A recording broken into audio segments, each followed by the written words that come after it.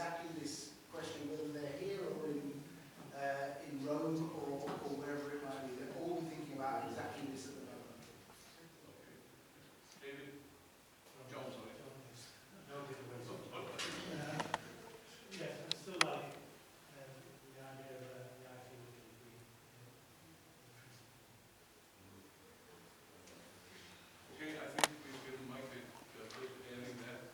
Thank you very much. Yeah, can I just say, before we go, well done, Mike, because you've done a lot of work on this, and it seems as though it's solving the problem that was brought up around this subject.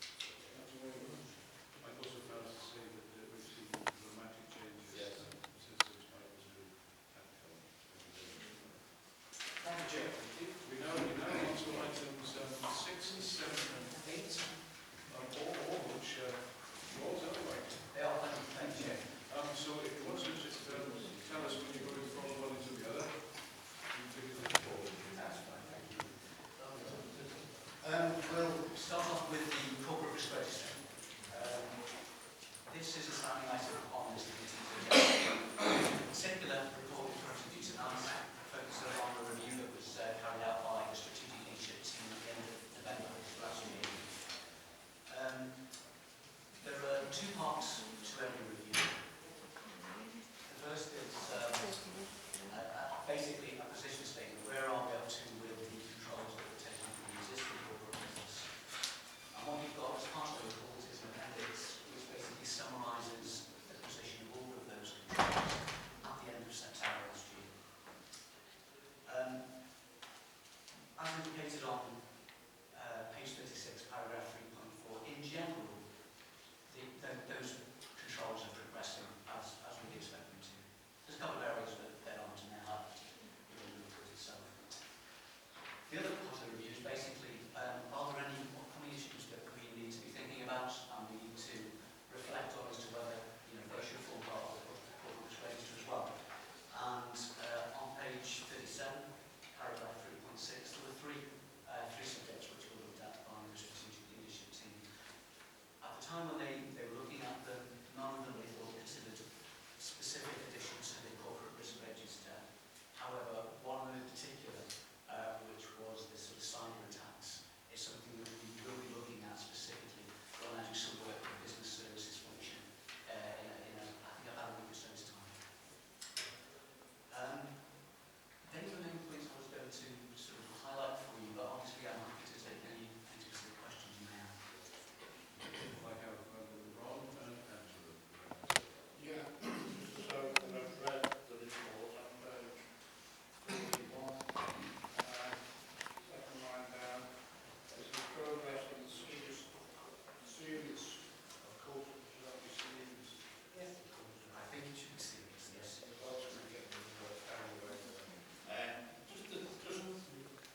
Once again, my scrapbook stuff standard in place.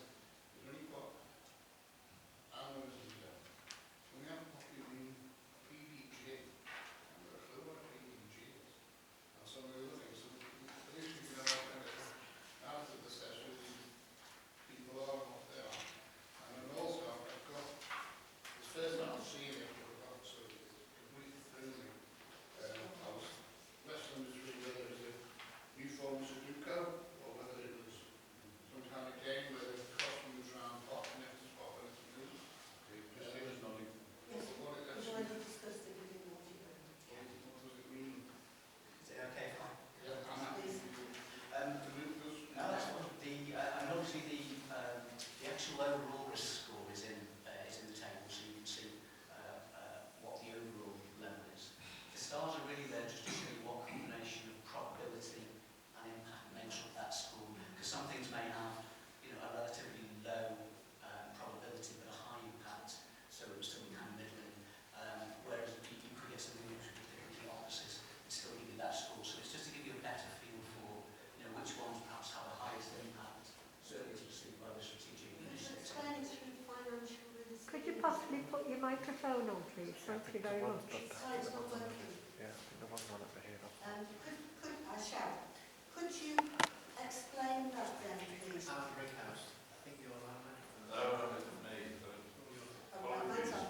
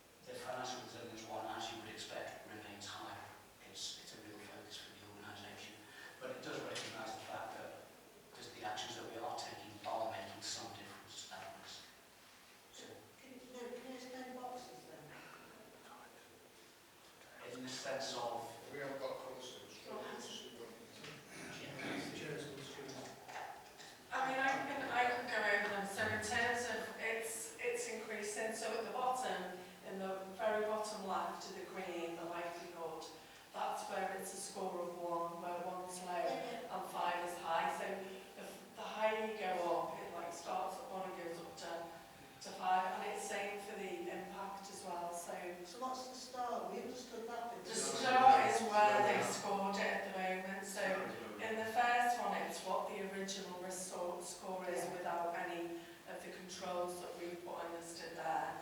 But with those key controls we put on, it's saying what we believe the risk rating is And why does now. the star move in boxes? Why is it not in a straight line?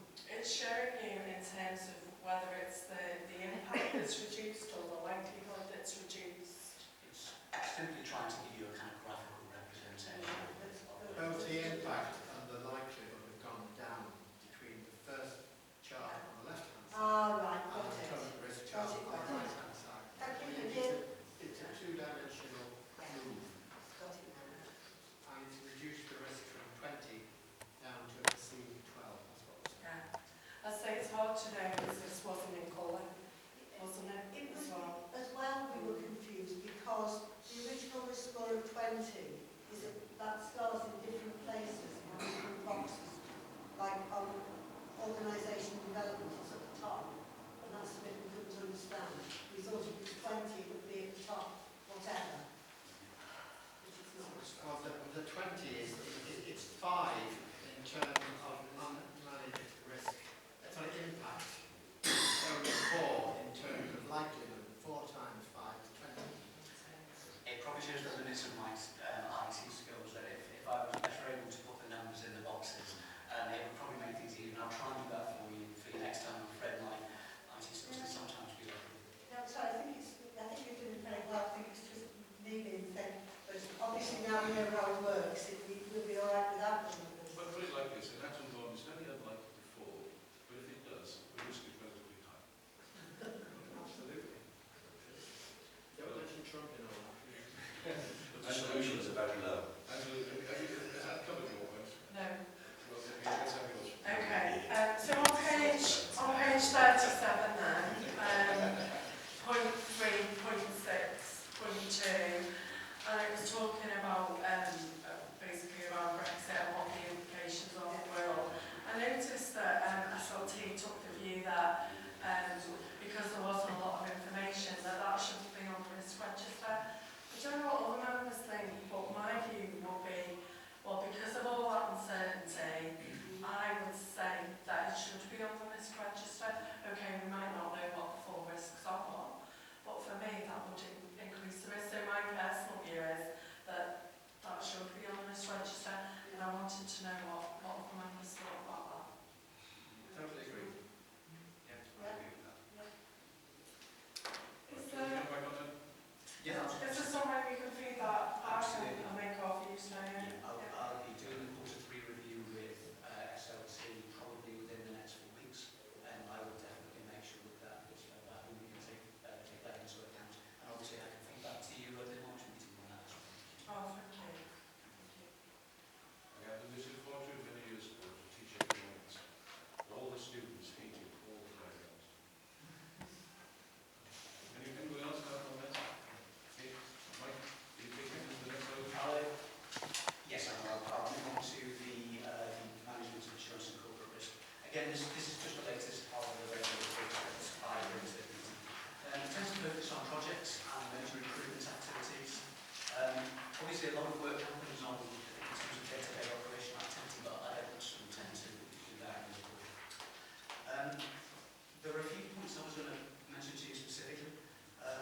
One is paragraph 325 on page 53. The insurance service remains a very popular one with schools. It has a very high buy-back rate, and similarly, schools that convert to academies do tend to retain the services of the authority in helping them with their insurance programs. In fact, since I drafted the report, there's a further 5 schools, primary schools that are going to be converting to a multi-academy trust arrangement, and we were very pleased to say they're also taking more services on as well. That was since the report was drafted. I'd also like to mention paragraph 327 on page 53. The casualty insurance tender is the biggest one we do within the team, and there's of course the most money associated with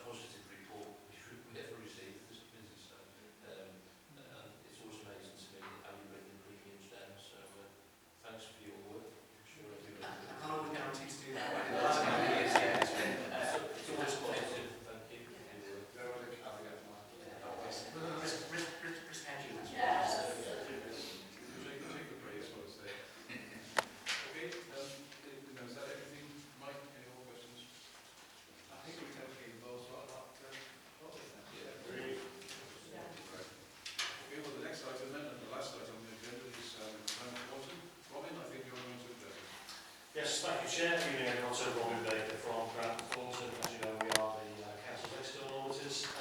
Pleased just to present our update report.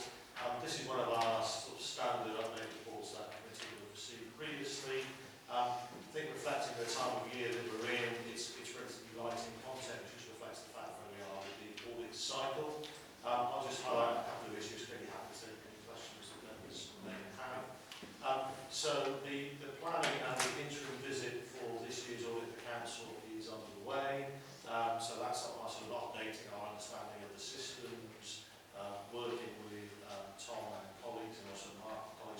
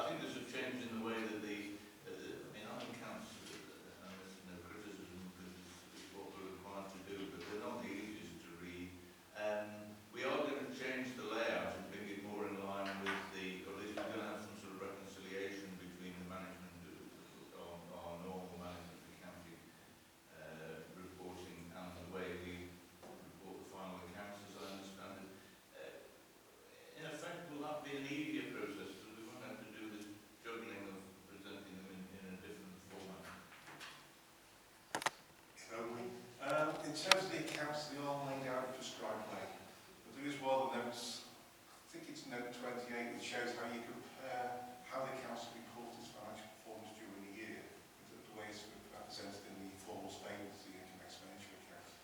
But what we are doing now is there's a narrative to precedes the accounts. We're looking to put more information into that. That's something the various authorities have developed over recent years to make hopefully the first 10 to 15 pages of statements of accounts provide background to the council, the key issues about the finances, and bring out the key points of the accounts without being able to plough through the other 190 pages in some cases.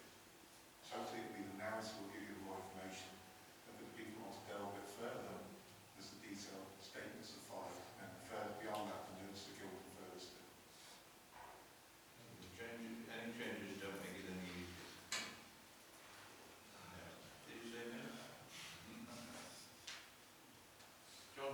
Yes, I was going to say, Chairman, that I'm very impressed with the speed at which the accounts are ready for audit. And I used to be part of the audit team coming to all the authorities in this area. We couldn't start Liverpool until January, and we couldn't start Wallasey or Birkenhead Head probably until October or November. The introduction, which in the period I thought that was very, very marginal at that time, has really helped to bring the accounts in quicker. But I think we would have been astonished. And what's more, it could have ruined our summer too, Chairman, because we had 6 stay-away audits on the west coast of Wales as a compensation for the sort of audits we were doing the rest of the year. And I rather think that if it had been completed earlier, we would have missed out on that. Yeah, well, how we Is that class as a freebie, John? Eh? Is that class as a freebie? Oh, no. In fact, we used to work 4 hours, but we were able to finish it sort of at midday because we were having to go home. Things have tended to speed up, John, since the other.